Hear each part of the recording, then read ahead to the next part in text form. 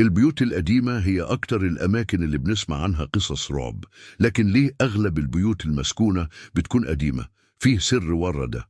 أول حاجة، العوامل الزمنية.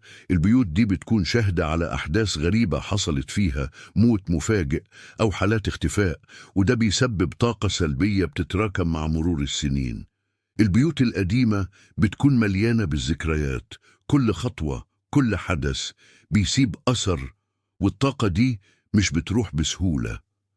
البيوت دي عرضة للتغيرات الطبيعية، الأرض بتتحرك، الأشجار بتتغير، والحيطان بتبدأ تحكي أسرار محدش كان عايز يعرفها. البيوت دي مليانة بالطاقة اللي رفضت تختفي، وبدل ما تتنهي هي بتنتظر الزائر اللي يقدر يسمع أو يشوف.